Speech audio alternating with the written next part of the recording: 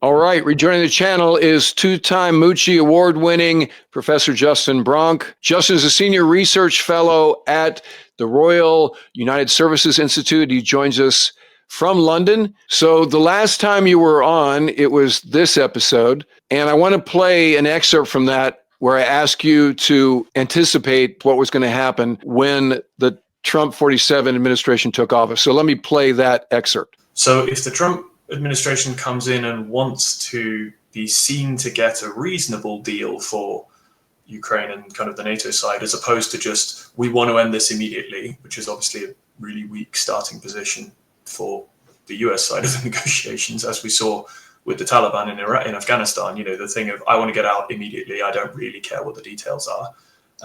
And of course, the withdrawal that followed on from that deal in the Biden administration had lots of its own problems. But, you know, the fundamental deal underlying the Afghanistan withdrawal, I think, has been shown in hindsight to have been a bit of a disaster, because we just saw the Taliban just roll the whole country really pretty quickly.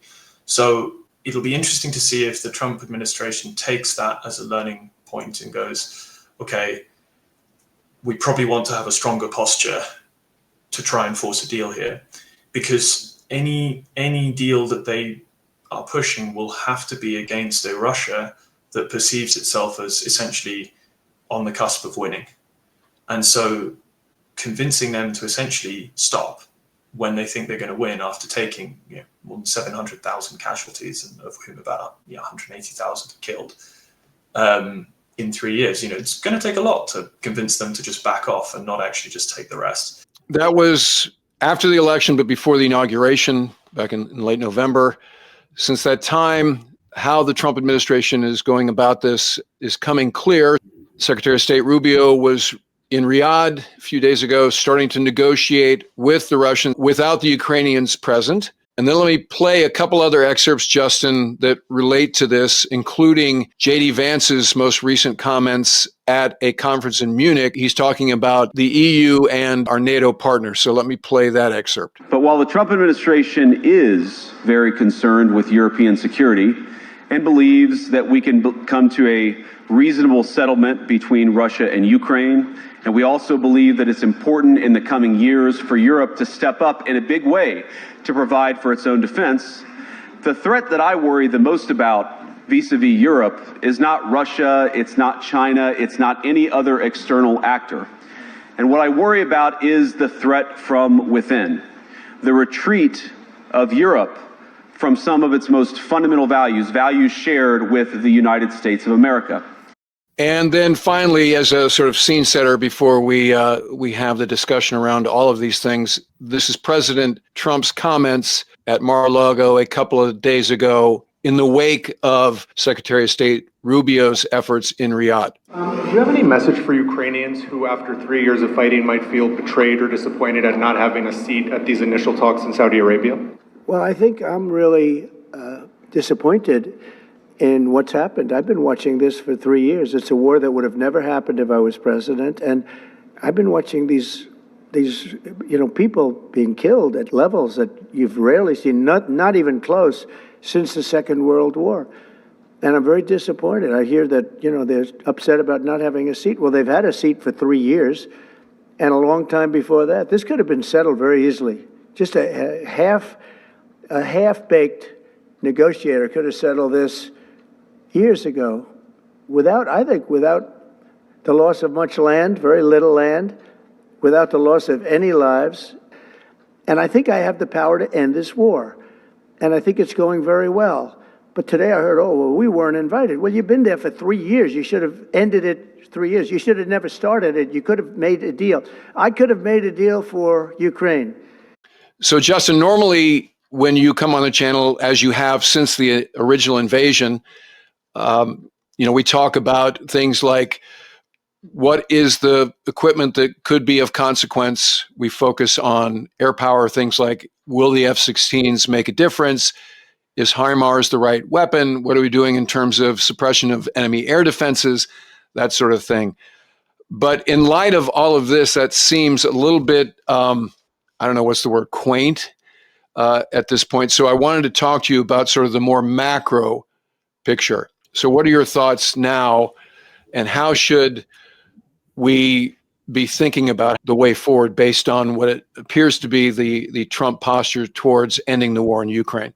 The direct attacks on both allies through the remarks made by Vice President Vance are, fairly extraordinary, and it's difficult to know kind of how to respond to them through any sort of normal diplomatic channels or language, because it was so spectacularly undiplomatic and fairly adversarial, and also it was meant to be a security speech and instead was a sort of MAGA campaign speech repeated for an external, very senior geopolitical audience, which went down like a lead balloon, as you'd expect. Hell, you even had the German defense minister interrupt his own script at the start to expressly and pretty angrily rebut the US vice president's remarks. I mean, that's an extraordinary thing to see at a summit. So to say it's all about the enemy within, this is just not a reality for Europe facing a major war and looking at the withdrawal of potentially US military support. They're very much concerned about Russia, believe me. So kind of tone deaf remarks there.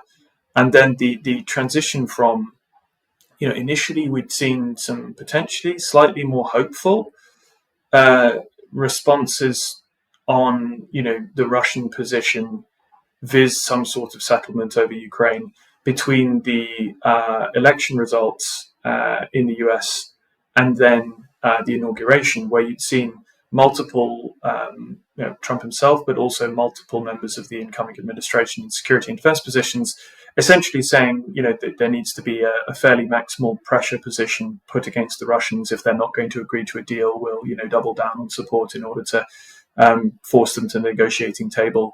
We'll work, meetings with Zelensky and discussions about how, it was the Russians are being intransigent and the Ukrainians do want a deal. They just need security guarantees. Again, despite a lot of the rhetoric on the campaign trail, which we discussed before the election, which was rather worrying, there were some signs to say, well, maybe they'll go the route that tries to maximize US leverage in order to force some sort of durable deal.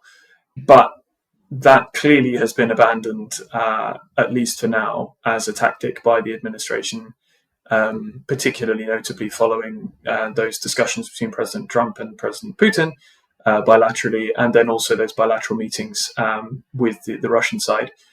It's difficult to overstate how much the US has given away in terms of negotiating leverage without any concessions at all on the Russian side and without any progress at all in the last couple of weeks. So, I mean, aside from the fact that they've, as one Russian TV commentator put it the other week, taken a buzzsaw through the center of the Western alliance and are ripping apart NATO in a way Russia has always wanted to. It's fantastic. Exact quote from one of the Russian state TV hosts the other week.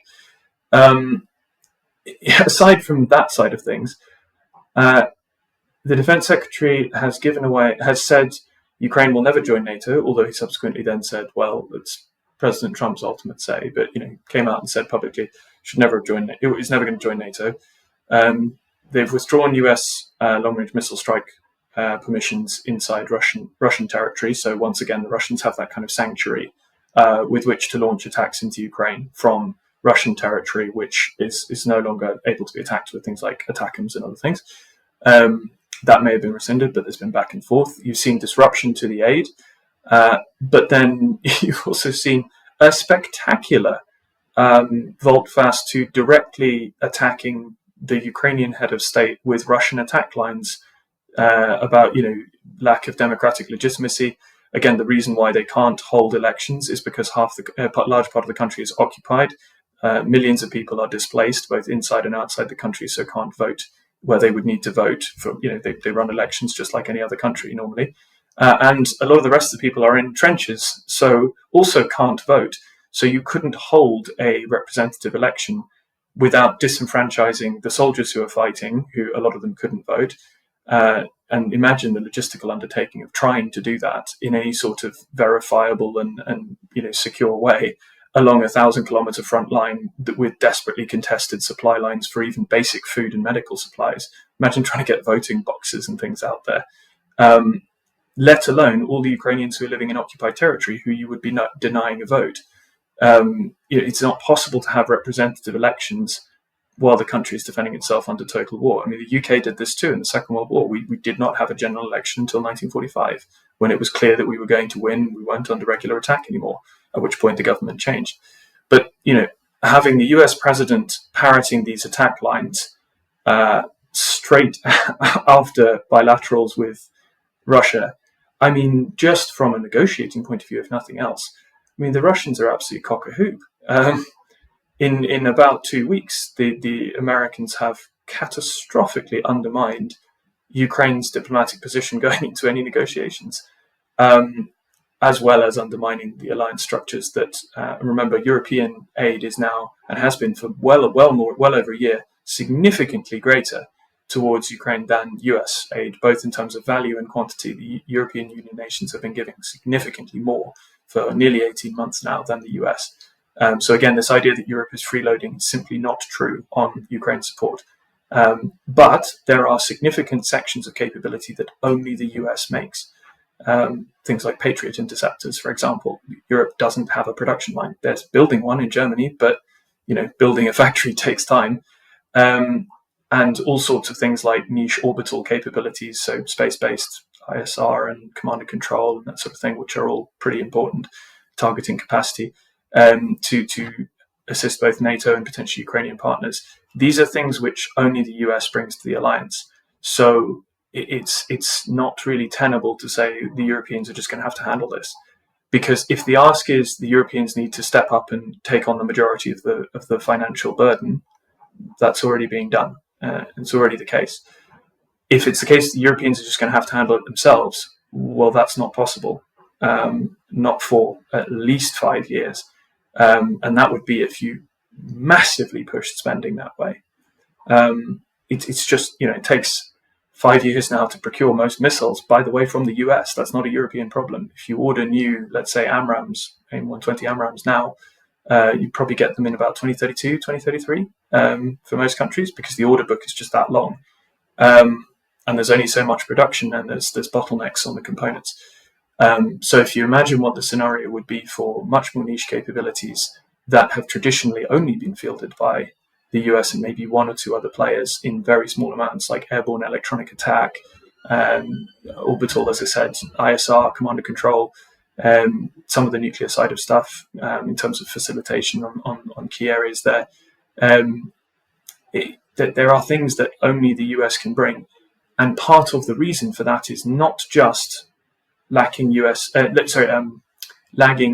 European spending. Yes, absolutely, Europe has not spent nearly enough on defence over the past 20 years. But that is now very quickly changing and was already changing before the election. It will speed up now. That's definitely a result partly of the bluntness of the Vance and Trump and Hegseth message. But part of the reason as well is not just lack of spending, it's that we have, as Europeans, almost all of us, with the exception really of the French and the Finns and the Swedes, the rest of us have basically configured our militaries within the budgets we had away from deterring Russia and kind of high-end warfighting, which they were all kind of built around in the Cold War, and towards basically small expeditionary forces able to plug into a US-led coalition. Because what we've actually used our militaries for the last 25 years is fighting America's wars as good allies and partners from the only time that Article 5 was ever actually triggered, which was by America after 9/11. And we basically spent 20 years fighting America's wars alongside you guys as a result of that. And to do that within the, yes, inadequate budgets that we spend, and we're spending a lot of us, we pivoted away from lots of jets, lots of munition stocks, lots of, tanks that we used to have to deter the Russians, and towards strategic lift, support helicopters, deployed logistics, the ability to put forward things like expeditionary medical, as well as, a full battle group and sustain them for 6-month rotations for years on end. For most small European militaries, that's basically the bulk of your output if you want to do that on a regular basis. And lots of us did for 15 years basically in Afghanistan, Iraq, and elsewhere. So if the ask from the US has changed, which it has, to you guys just worry about your own security because we're not going to do it for you, taking the politics out of it as far as possible, what I think needs to happen is a very, very rapid assessment on both the European side and the US side of what areas of capability can Europe relatively quickly backfill if spending is adequately allocated and prioritized. And yes, for those ones, fine. We might not like the politics, but message received. But which areas can't we fill? Even if we spent all the money in the world, we still couldn't fill them because of the time taken to have to build factories and components that we don't necessarily have access to, and rare earth metals and everything else down the supply chain, plus train an entire ecosystem of people who know how to run, let's say, high-end electronic warfare equipment, which takes a decade to train people to do properly, especially to build and program it. To identify those areas that we can't backfill, so that at least then, if the relationship is to be transactional, in a very, very sort of blunt sense, at least then the ask to the US of what are we trading for, essentially, to say which bits do we need you guys to still do, even if the aim is to backfill them eventually, so that at least we can refine the list, so to speak, rather than the current paralysis of everybody going, oh my God, the bottom has just fallen out of the security architecture, or rather been pulled out. But yeah, sorry, that was a bit of a long answer. For Ukraine, what on earth can they do? Europe is trying to step up on that, kind of appalled. The suggestion by President Trump that the Ukrainians shouldn't have started that fight, what on earth do you mean they were invaded? At full scale, in a full decapitation attempt against their government on 4 axes. It's kind of utterly bizarre because it suggests that he hasn't necessarily spent much time thinking about this. Because even if you've heard that as a talking point from the Russians or wherever else for a long time, say, oh, well, really the Russians were, the Ukrainians provoked the Russians or whatever. He's the president of the United States. He can go and get the most comprehensive intelligence and signals intelligence briefings in the world on exactly who gave what orders where and what was going on at the entire time. And if this is as important to him as he says it is, you would expect him to have gone and asked for those briefings, since he is the president of the United States. And the fact that he therefore has defaulted to a position which doesn't really stand up to even a tiny bit of logical thinking, it suggests that his priorities are not necessarily on any kind of durable or just peace deal, and instead are on some other agenda which I couldn't really comment on. The other thing specifically that has happened in the last 24 hours is Secretary Hegseth has told the Pentagon that we're cutting 8% per year for the next 5 years from the defense budget. And so he wants all the budgeteers, all the contract specialists, all the requirements guys, all the program managers to figure out how are we going to get 8% from the existing budget. And so this is going to be interesting to watch because that machine is not built, nor is it currently postured to accommodate that sort of cut. But specifically in the line items, he talks about 17 programs that will not be subject to this cut. And he mentions, combatant cooperative aircraft, the drones that will fly next to the 6th-gen airplane. He talks about submarines, which is interesting because that is a theater-specific sort of requirement. He talks about 2 different combatant commands. So one is Indo-PACOM, and we had Admiral Paparo on the channel a few months ago, but basically saying that needs to be fully funded, and then not mentioned, and it's sort of conspicuous in its absence, is EUCOM. So this gets back to what you're talking about, which is we could well expect that the funding for the war in Ukraine is zeroed out insofar as it's delivered through EUCOM. That's what we know, and the details will follow. Certainly Congress gets a vote, or at least back in the day they did when we had 3 equal branches of government. That's being tested currently. And some Republican lawmakers who are, have huge constituencies with the defense industry have pushed back already. So we'll see how that plays out. But basically, these are unprecedented. We talk about sequestration during the Obama administration, which was a poison pill that was created to try to balance the budget, or at least somewhat attack the deficit, that actually Congress didn't act on it. So this poison pill was swallowed, and that was unprecedented cuts and challenges to the Department of Defense that affected manpower, recruiting, the number of bilateral exercises we were able to do, test and evaluation, new program starts, flight hour funding, all the things. And in the last 14 years, 12 years, we have learned lessons from that where we're like, well, we'll never repeat that again. But more specifically, this is totally a deliberate shifting, as you've said, of the post-World War II world order. And we played your comments from the last episode at the outset here. This has happened at a breakneck pace, even beyond what we imagined would be the stance. So let me, as we normally do, let's get real now based on all of that. So here is yesterday's Institute for the Study of War battle map.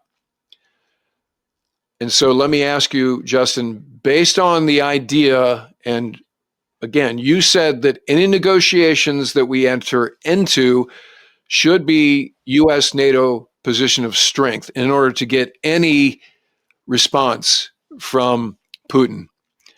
And so here's the snapshot that is the current war. So let me ask you, is Russia in a position of disadvantage here? And based on President Trump, Rubio's, J.D. Vance, Secretary Hegseth's comments, what is going to happen next here? Well, Russia's in an enormous position of advantage. Battlefield-wise,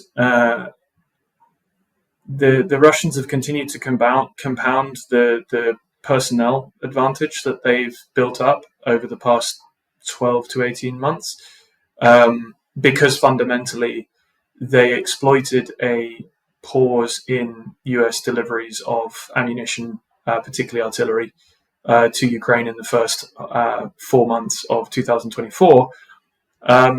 They exploited that reduction in Ukrainian firepower, which had, through most of 2023, that Ukrainians had actually won and maintained fire superiority, despite the failure of the counteroffensive to achieve all its goals. That gave the Russians time and space. One of the things they did with it was to reconstitute training regiments and training brigades around the fringes of Ukraine to give follow-on training to new contract soldier waves coming through, which, coupled with a general expansion of aggressive recruiting for contract soldiers and bringing in North Korean troops and using a lot more mercenaries in terms of people from Africa, the Indian subcontinent, all over the place, the Russians have managed to grow their force in spite of staggering casualties. They're up to, best numbers I've seen, somewhere in the region of 850,000 casualties, so killed, wounded, captured, missing, of whom 250 to 300,000 are dead. But despite that, the force has gone from around 200,000, which they invaded with in February 2022, which was a largely professional force, which was then largely destroyed, to a force that's more than twice that size now. It's of much lower personnel quality, and the units that they operate in are much less capable of large-scale maneuver warfare. But in other areas, they're much more capable than they were, particularly in their ability to find and direct fires on targets with lots of different sensors from UAVs and other air and land assets and passing those targets that are created very, very quickly across to rocket artillery, ballistic missiles, artillery, loitering munitions, all of that stuff. So, and they're more capable in electronic warfare, and they've learned a lot on air defense as well. And their air force is potentially more capable than it was because while their tactics are still relatively rigid, their fighter forces had a lot of practice. The Russians learn. Funny old thing. So on the flip side, the Ukrainians have also learned a huge amount. They're much more capable than they were in a lot of ways, particularly in terms of their ability to innovate, produce new capabilities, particularly in the UAV and counter UAV space, and get them out into the field quickly at scale and keep iterating them. On the other hand, particularly since, again, that catastrophic pause in US deliveries from early 2024 through to sort of early summer, that led to a pause in their recruitment in their expansion of essentially conscription, because the theory at the time was, if we can't necessarily equip the people we have, why on earth would we try and mobilize a whole load of new people? What are we going to train them with? What are we going to equip them with? So once the supplies started flowing again, then and actually got to a much better point by the end of last year, where supply is actually less the issue, except for ground-based air defense ammunition. But basically their personnel never really caught up with the huge increase in casualties they suffered at the beginning of 2024 from that loss of firepower advantage and all of the consequences of that then fell through. And also the linked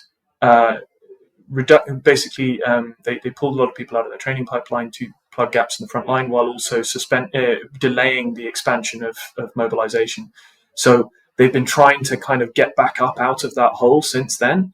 But they're struggling. The line is pretty thin. They're continuing to pull off bits of counteroffensive success in occupied areas of Kursk, for example, and they're continuing to inflict enormous losses on Russian forces. But you start talking about pulling the rug out from under them in terms of US support, European support, as I say, still now the majority, and is continuing and is slowly increasing because, our investments in production have actually worked to a significant degree, although they've been slower than we'd like, as is the case in the US. But as I said, there's just areas that only the US can provide, Patriot ammunition being one of the most obvious examples, but there's a host of others. And so not only is that a huge concern for them in terms of the Ukrainians, in terms of their ability to sustain the forces that they've got and that they're trying to train to keep trying to dig themselves out of this personnel hole, it also makes their recruitment and training and retention and lack of the ability to stop people deserting and things who have been mobilized and don't want to be. That is made massively more difficult by this new US stance, because it's much harder to convince people to not try and dodge the draft or to avoid trying to desert if they're looking at the international supply situation and support situation of the US and going, well, this is hopeless. So yeah, there's a whole host of, at this point, really very unnecessary kind of self-inflicted wounds, or rather US-inflicted wounds on the Ukrainian bargaining position, if you like. Because the Russians have a lot of problems. Like all of these casualties they hurt, and they've lost a huge amount of materiel. They're using a lot of really old kit now, particularly in terms of armored fighting vehicles and howitzers and things.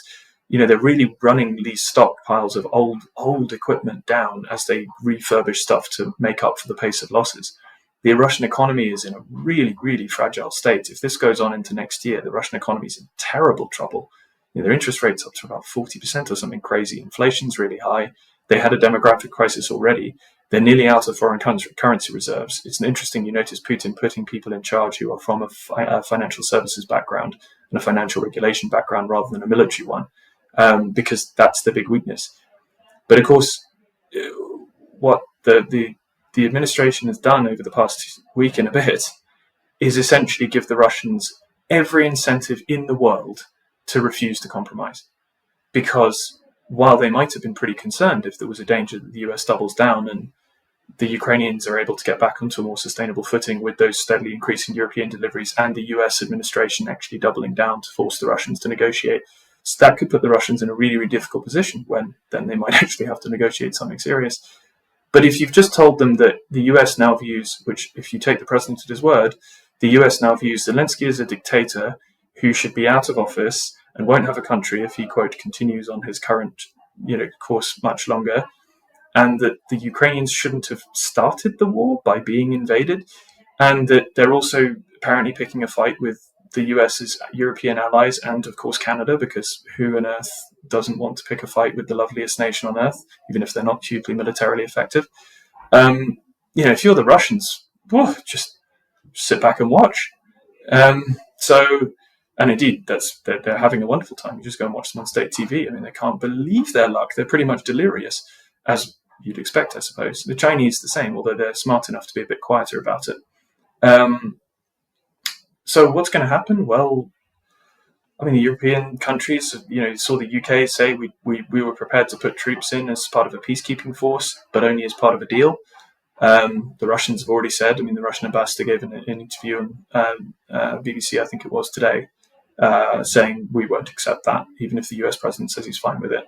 Again, the Russians are in no mood to compromise. It's interesting, Justin, that in our previous episode, where we were talking about a negotiation and an end state, you said that the Trump administration needed an or else in order to force a deal, right? And so your question was, what's the or else? So our assumption during that conversation was the or else was Russian facing. Well, it turns out the or else is EU facing.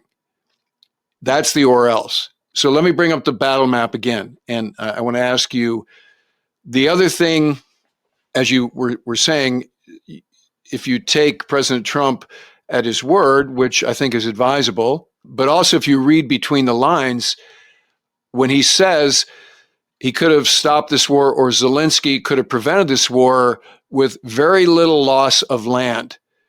So I think what he's referring to there is the pink shaded areas on the battle map that, as we've said, for years now remain basically unchanged. So these are the separatist regions.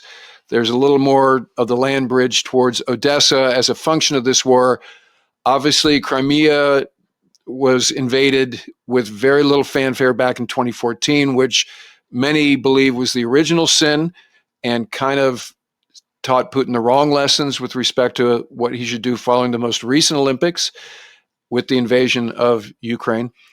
But I think what we're seeing here is a negotiation would demand that first Ukraine accept the loss of the pink shaded regions here. Now, the question is, based on what you've said about who's actually funding the war at this point, is does the United States actually have any negotiating position at this point? Or would the EU and Ukraine, and already President Zelensky has said, look, I don't care that you force me to, or you're trying to force me to end this war. I'm going to defend my country in so long as I have a population that's willing to do so. So what if the United States sort of tries to create an outcome that the EU and Ukraine don't accept? If you look at this from the Ukrainian government's position, or frankly Western partners other than the US, but particularly the Ukrainian government's position, they not only have just been stabbed in the back on multiple levels, first and foremost, the commencement of negotiations with their aggressor after 3 years of, whatever you think about the way the war started, whatever, utterly heroic defensive efforts at vast cost by the Ukrainians in terms of, individual tragedy, the number of people they've lost, the number of people wounded, 2 major cities completely flattened, and, a host of smaller towns and cities laid waste. To then have the US president turn around and say they shouldn't have started it is an astonishing betrayal. And I'm not sure what that means, right? Right. No, I'm not sure what that means. Because does that mean that he should have just ceded the country when the threat of an invasion was present? I think that's kind of what he's saying. Or are they saying, look, this is the Azov Brigade, this is, the separatists, this is Nazis and the terror threat. You should have acknowledged that was the case and then allowed the Russian people to go to Russia and then all would have been okay. I'm not sure what he means in terms of placing the blame on President Zelensky. Yeah, I mean, I think the basic idea is that he swallowed the very, very basic disinformation line that's been pushed by the Russians through InfoWars and all sorts of other stupid outlets for the whole course of the war, that basically there was some secret negotiation track that apparently Boris Johnson or Zelensky, or depends what version of the madness you hear, that they torpedoed and convinced Ukraine to keep fighting, which is transparently insane as a thing to believe. But unfortunately, this seems to be something that he has decided to take on board as some sort of truth, and a notoriously difficult man to argue with once he decides that he's right on something. So you could see the Ukrainians' fear, but to then leaving aside some of the things he's said. Let's say you say don't take him at face value. It's all some sort of crazy Ivan negotiating position tactic. But then this contract that they presented Zelensky with and said he had an hour or two to sign for 50% of Ukraine's current and unknown future mineral resources. So first of all, this is a country that was never particularly well off to begin with, that's been completely devastated both physically and economically by 3 years of being subjected to a total war by its much bigger neighbor. And then the US demands, with no security guarantees attached, just we demand it for notional repayment of an amount that the US president kind of came up with on a piece of paper, a greater proportion of Ukraine's GDP than Germany was charged by the Treaty of Versailles as the aggressor who started and then lost the First World War, which crippled Germany for 20 years economically and resulted directly, by the way, in the Second World War in terms of creating the economic conditions there. There aren't really words to describe it. If you presented it in a film as a script or a book, it would be laughed out of the room as manifestly absurd and an incredibly lazy plot device that would never happen. But but this is real. So yeah, I mean, from the Ukrainian side, what else can they do but say we don't accept this?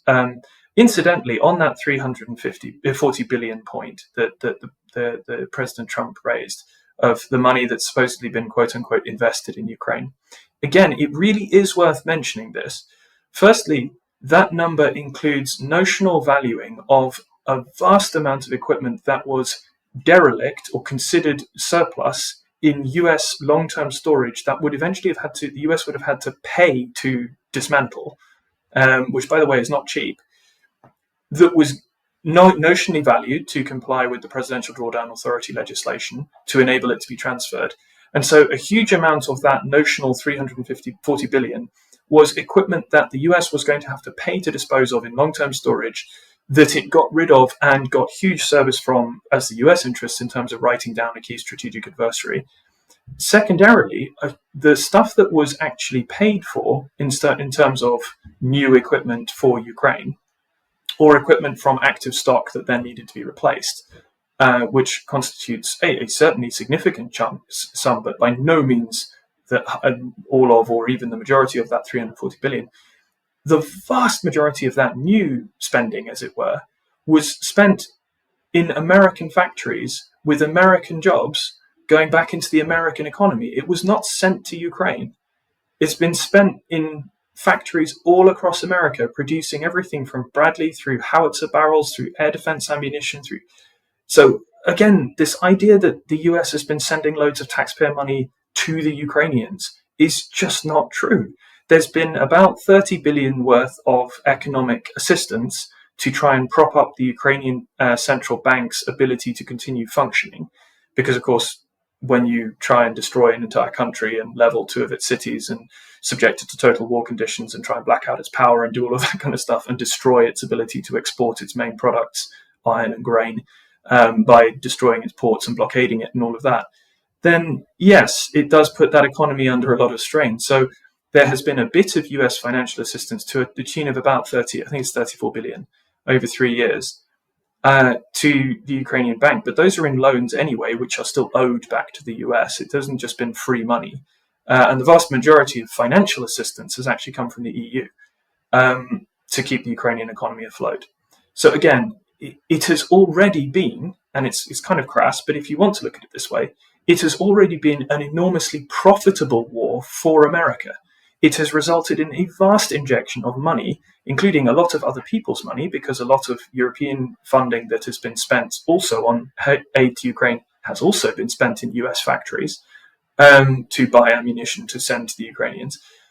It's been an enormously profitable war for America. So to turn around and demand an unbelievable amount of Ukraine's GDP that it has left with no return at all. It didn't even say, if you give us this, the US will guarantee Ukraine's territorial integrity, which would be, extortion, but you could at least see, I guess, some logic to it. Yeah, the way it was done, unbelievably crass, and just, I can see why the Ukrainians are turning around and going, well, we just won't accept this. The problem is, as I said, while European countries will try and step up and are desperately trying to figure out among themselves, having also been cut out of negotiations, how we can support without the US playing a major role, or even necessarily a role at all, there are just areas where we can't backfill. And of course, if we put troops in as some sort of tripwire to try and enforce an otherwise unenforceable ceasefire and stop the Russians coming rolling through, again, the US removed even its own leverage on that by Hegseth immediately saying that the Article 5 NATO guarantee would not apply to any NATO troops who were sent into Ukraine. So there's not even a tripwire guarantee, which at least might have made the Russians think twice. It's amazing. If you were trying to, in what would previously have been considered a completely unrealistic comedy attempt to demolish the US's own negotiating capacity against both Russia and, by the way, China, and alienate all its allies, I can't really think of what more you would have done in 3 weeks. It's astonishing. So against all of those realities, including the lack of Article 5 guarantees in the event that the EU decided, okay, US got it, we'll take it, we'll put a peacekeeping force in Ukraine, and the first thing that the Russians are going to do is snipe one of those guys and then see what the US does. And so the US has already said, we'll do nothing. Okay, so let's just cut to the chase here in terms of how this is going to go. So check me on this. So the pink areas are going to become Russia. Putin's stated attempt at the outset was to, quote, denazify Ukraine, which is, incidentally, Nazi in Russian literally just means someone who fights against Russia. It's interesting that it literally, from a cultural linguistic point of view, does not mean the National Socialist Party of Germany. It means a foreign invader or someone who fights against Russia. It's the enemy, basically, because of how deeply ingrained the legacy of the Great Patriotic War is. But basically, it was regime change in Kiev was the aim. Once they were pushed back in the initial Ukrainian success from late February through March and then into April 2022, and the Ukrainians pushed them back, the Russians retreated from all of those light blue areas around Kiev, so near Chernihiv, Sumy, Bucha on the other side, and then back to Kharkiv, and then there was a new line stabilized there, and then that area to the east of Kharkiv was liberated in October 2022. At that point, when Russia retreated in April 2022, then Putin essentially redefined, in a not particularly official way, a new focus on, well, the special military operation was only ever really intended to essentially complete the conquest of Donetsk and Luhansk, which are two of those oblasts. So the northern one of the kind of black hatched pink area, and the bit above it. And then obviously Crimea, which has been occupied since 2014. But again, this is a fundamental misunderstanding of the Russian position and what's being negotiated here. And you saw it in the president's words when he said, with very little land, they could have prevented this. The Russians did not invade Ukraine for a bit more of Donetsk and Luhansk than they already held, nor for a land bridge to Crimea. That may be strategically advantageous for them, but that wasn't the reason. They invaded to cut off Ukraine as an independent, increasingly Western-leaning state. And their aims haven't changed. So just suggesting we'll give you a bit more of the occupied territories or recognize your control, sure, that will be a condition because, they understand how negotiations work. They're very good at bullying their way through negotiations. Interestingly, we're not even in negotiations yet, and they've already got most of the things they wanted outside of Ukraine, including full recognition as a superpower status, bilateral discussions with the US president and major US people. Everything they've been denied rightly for the last 3.5 years, they've been given for free. The only reason for the Russians to accept more territory is as a means to destabilize and ultimately take over the rest of Ukraine. For example, if you were to give them all of Zaporizhia and Kherson, which are the pink areas in the south, not all of which by any means are occupied, but the Russians, their law, which they passed in, I think, early 23 or late 22, where they said the occupied territories are now part of Russia legally in the Russian system. That included not just the areas they occupied, but also the rest of Kherson and Zaporizhia oblasts, which are those two in the south between the two black hatched areas. So, for example, you can see Zaporizhia, the regional capital of Zaporizhia, is not occupied, and large parts of Kherson on the other side of the river, which Ukraine liberated through the end of 2022 and into early 23, are also not occupied, including Kherson itself as a city. So even if the Russians, quote unquote, want the land that they claim is theirs, or a little bit of land, it would include not only expanding bits that they have, because again, why would they compromise? But it would include most of Ukraine's defense lines in the south and the southwest. And so it would make them catastrophically vulnerable to further aggression. So this is why the Ukrainians have always insisted that any agreement has to be made with them included, which includes security guarantees sufficient to give them some confidence that the Russians won't just come slamming straight back in 3 to 6 months, which is the Russian pattern in every previous war where they've even been rebuffed. So, in Georgia, they eventually agreed a ceasefire line, but it's crept forward by a couple of miles every couple of years since then. And in Chechnya, they were rebuffed. They agreed a peace deal, and then 2 years later, they invaded again, flattened Grozny, and took the rest of the country. In Syria, with the Assad forces, they agreed multiple ceasefires, and then only kept to them for a couple of months at a time, just enough to get back in position for the next offensive to enable them to control the tempo.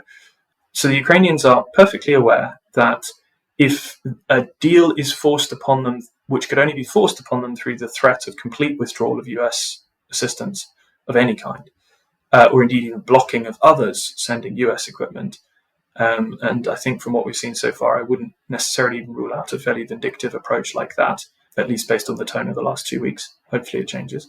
Then, Ukraine will try its best to hold what it has.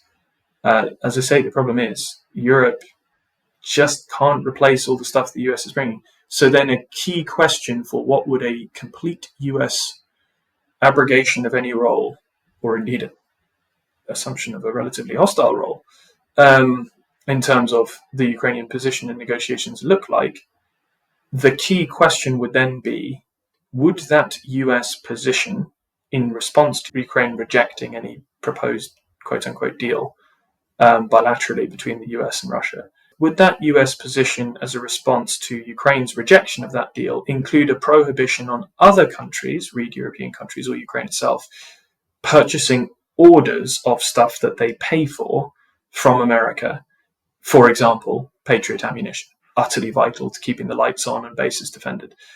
Because you could sort of see at least a way of selling that as a rational position, albeit one with a very different moral interpretation, of saying, you see, now the US is not only not paying for the war, but others are paying us for the war. Okay, if there's a complete prohibition on US systems, well, it's difficult to see how Ukraine creates a sustainable defense posture in that environment. And there's no reason for Russians to stop. As you say, if you look at the trajectory of the last 2 weeks, let's say, the only acceptable outcome for the Trump administration is a cessation of the fighting. So that's it. Now, so what is the leverage and what are the steps that the U.S. is willing to take to basically, the long pole in that tent may be, how do you stop Ukraine from fighting? Not Russia. How do you stop Ukraine? And so I think we can assume a total pullout, a total elimination of support, financial, weapons, whatever, from the U.S., to include any that could be filtered through NATO partners to Ukraine. So that's going to get zeroed out. And so, again, the question is, and you've already given us the answer here in so many words, but what does the agreement let's just call it the interim agreement that creates a ceasefire look like? So you gave an accurate recounting of how we got here and how this iterated from a northern invasion to an eastern invasion, and how Putin redefined his goals along the way. And let's just say, and again, check me on this, in terms of an interim ceasefire, the pink areas and the adjacent blue areas along the southern, southeastern swath of land become Russia. The blue areas to the north stay Ukraine. And so that's the ceasefire agreement. Never mind the details of how we would get there. Is that a possible interim outcome where the shooting stops? I don't think that's a possible interim outcome if the approach is to try and force a ceasefire on the Ukrainian side, because fundamentally, if the Ukrainians stop shooting, they'll be overrun. Well, but hold on that. Let me double click on that point, because as you've said, Putin's a master negotiator.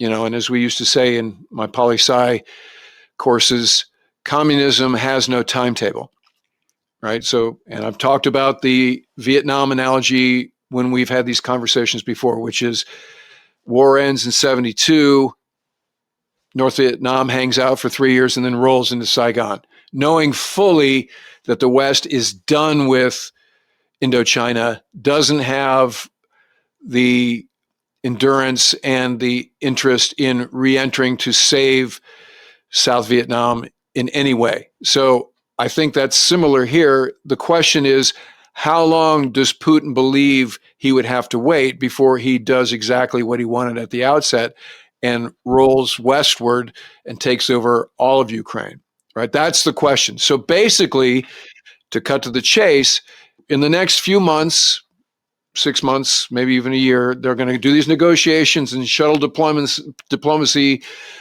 where Secretary Rubio is going to sit down with Lavrov and the Russian principals.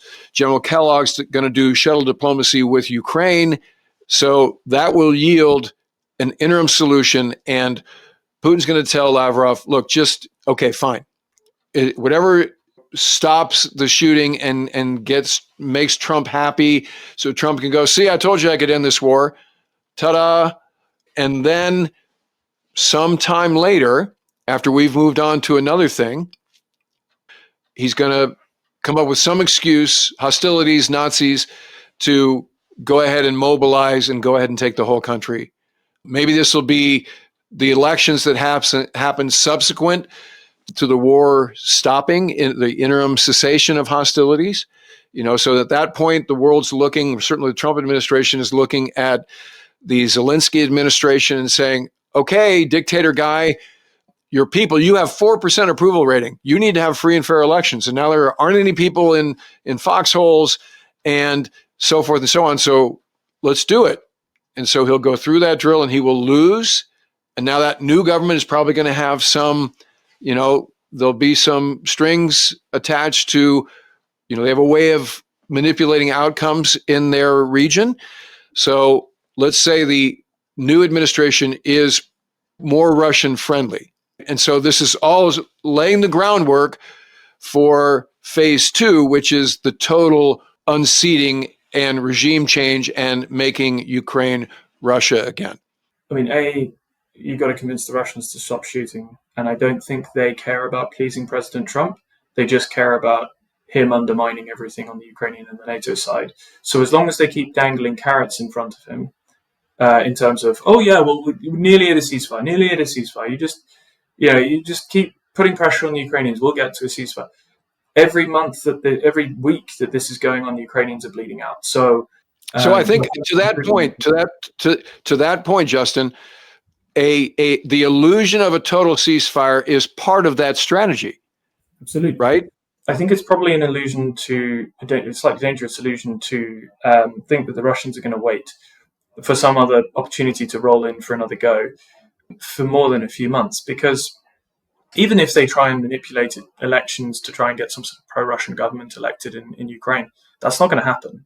Ukrainians are so overwhelmingly anti-Russian now for very good and completely understandable reason. Even the Ukrainians who have spoken nothing but Russian their whole lives up to the invasion now almost exclusively speak Ukrainian, even when they can't speak it very well, because they're so appalled by what's happened to their country and what's been done to it, as any of us would be. It's a bit like telling the people of, I don't know, France in 1945 that they were going to elect a pro-German politician. I was like, good luck with that.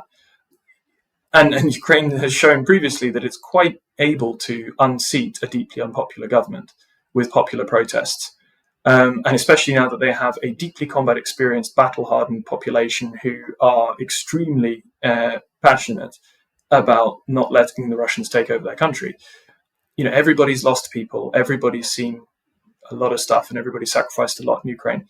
They may be tired, but a pro-Russian politician is not going to work in anything approaching a democratic system in Ukraine. The most likely person who would replace Zelensky in elections, by the way, would be Zaluzhny, who was the previous chief of staff, so the Chad, until replaced by Sirski after he was essentially fired by Zelensky because they fell out after 2023, who is, the architect of the successful defense in 22 and 23, is by far the most popular candidate who would likely be there. And he's currently the ambassador from Ukraine to London. So that's hardly likely to give the Russians huge comfort as an outcome that they would like as, the baseline for a weakened Ukraine. And, if you give Ukraine a year or more to rebuild, I've seen how amazing they are at repairing damage, how incredibly resilient their people are, and how hardworking they are to fix things and do the impossible. Often, frankly, the kind of tactical prowess that they're sometimes credited with by breathless kind of accounts of what they'll do with, Patriot or F-16 or whatever else, are a bit overblown. But, in terms of the national effort that they've put in and the production that they've achieved, whether it's, new electricity generation capacity, whether it's UAVs, whether it's repairing blast damage, clearing unexploded ordnance, it's astonishing. You give a country like that a year and a half, 2 years, they're going to be in a pretty good position to defend themselves, unless you have some sort of enforcement mechanism to force them not to, which again, they would never accept, quite rightly. So this idea that there's going to be some sort of ceasefire that lasts without an or else, or a tripwire force of European and ideally NATO peacekeepers in place to stop the Russians from starting it again, I just don't see how it happens. It's because we're so used to this thought that you do shuttle diplomacy and then eventually there's a ceasefire. Not if the aggressor thinks they're going to win and has a clear manpower and firepower advantage and sees all the diplomatic energy going their way. Why on earth would the Russians actually stop? Or at least not for more than a couple of months. There's no or else. And, it was fascinating. There was, again, this interview with the Russian ambassador in London yesterday or today with the BBC, where it said, well, in the negotiations, are you prepared to give back any of the occupied territories to Ukraine, maybe in exchange for Kursk? The ambassador said, why should we?